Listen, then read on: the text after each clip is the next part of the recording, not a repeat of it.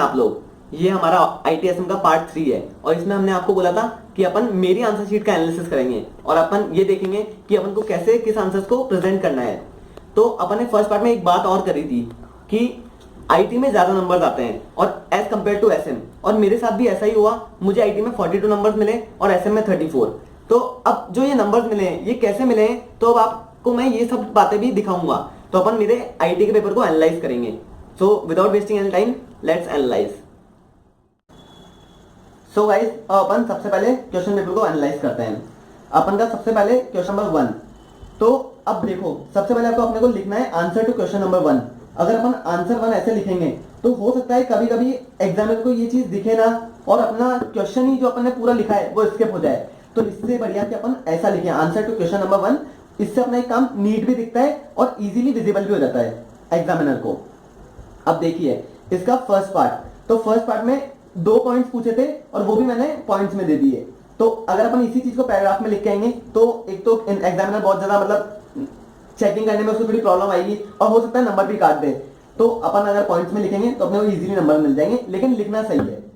तो जैसे कि आप देख रहे हैं इसमें मैंने 2 पॉइंट्स लिखे थे और इसमें मेरे को 2 नंबर मिल गए। फिर बी पार्ट, इसमें भी 4 फीचर्स लिखने थे, मैंने केवल नेम लिखे। थोड़ा सा एक्सप्लेनेशन जरूरी है, तो अगर आप वो देंगे तो आपको इसमें भी पूरे नंबर देंगे, इसलिए मेरे को इसमें हाफ ही मिला। ये अपना सी पार्ट। अब सी पार्ट में भी जो अपने से क्वेश्चन पूछा था उसमें अपने से 4 की सब मॉड्यूल्स पूछे थे, प्लस कुछ भी अगर आपसे टॉपिक पूछ रहे हैं तो आप सबसे पहले उसकी डेफिनेशन दीजिए और फिर उसके मॉड्यूल्स बताइए। चाहे उसने आपसे केवल मॉड्यूल्स ही पूछे हो, सबसे पहले अपने को डेफिनेशन तो देनी ही है। फिर अपने को 4 पार्ट्स बता दिए, फिर इसमें 2 नंबर मिल गए।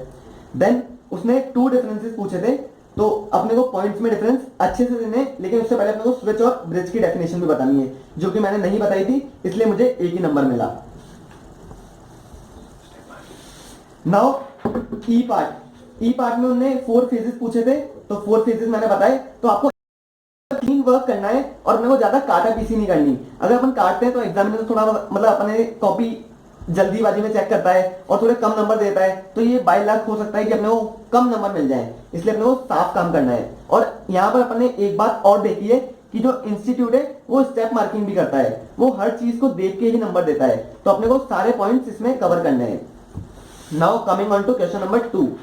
जैसे कि क्वेश्चन नंबर 2 में आउटपुट कंट्रोल पूछा था, तो सबसे पहले आप आउटपुट कंट्रोल की डेफिनेशन दीजिए, फिर उसके पार्ट्स बताइए। अगर आपको पार्ट्स अच्छे से याद है तो पहले उसका एक डायग्राम बना दीजिए जिसमें क्लियरली विजिबल हो जाए चारों पार्ट्स। फिर जब आपने डायग्राम बना दिया तो उसके बाद आप उनको एक्सप्लेन कर दीजिए, और एक्सप्लेन करने में अगर आपके पास टाइम मिले तो आप इसको भी अंडरलाइन करके आइए, और ज्यादा अच्छा वो आपका प्रेजेंट हो सकता है। तो इसमें मेरे को 3.5 नंबर मिले थे। अब अपन 1-2 क्वेश्चन और देखेंगे और फिर इससे आपको अंदाजा लग जाएगा कि अपने को आंसर्स कैसे लिखने हैं। Answer to question number B, इसमें भी आर्टिफिशियल इंटेलिजेंस पूछा गया था। तो सबसे पहले तो अपने को इसकी डेफिनेशन, देन इसके जो भी एप्लीकेशंस है वो, और फिर उनको एक्सप्लेन करना है। तो अब आप भी गाइस पैटर्न समझ चुके होंगे कि अपने को कैसे करना है।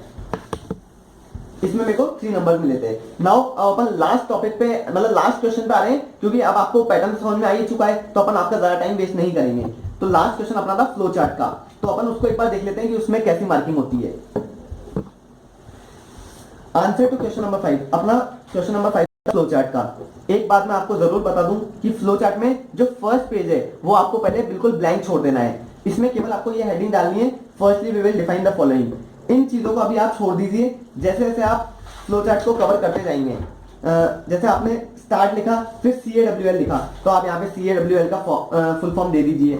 फिर आपने जैसे इनपुट में BA, PM और P लिखा, तो ऐसे ही आप यहाँ पे अपने BA का फुल फॉर्म बता दीजिए, PM का बता दीजिए, P का बता दीजिए। तो आपको एक चीज और पता लग गई कि पहले अपने को फर्स्ट पेज ब्लैंक छोड़ना है और फिर फ्लो चार्ट चालू करना है।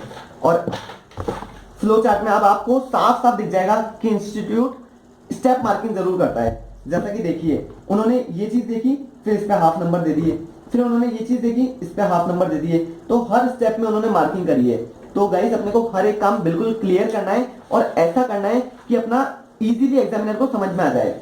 इसलिए अब देख लीजिए इसमें मेरे को 7 नंबर मिले, और ये था अपना IT में लिखने का पैटर्न, और सेम यही पैटर्न अपना SM में भी फॉलो होएगा।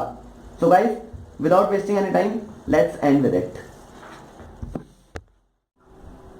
सो गाइस, यहाँ पर अपन ने आंसर शीट का एनालिसिस भी देख लिया है, तो इससे आपको एक बात तो जरूर क्लियर हो गई होगी कि इंस्टीट्यूट स्टेप मार्किंग करता है।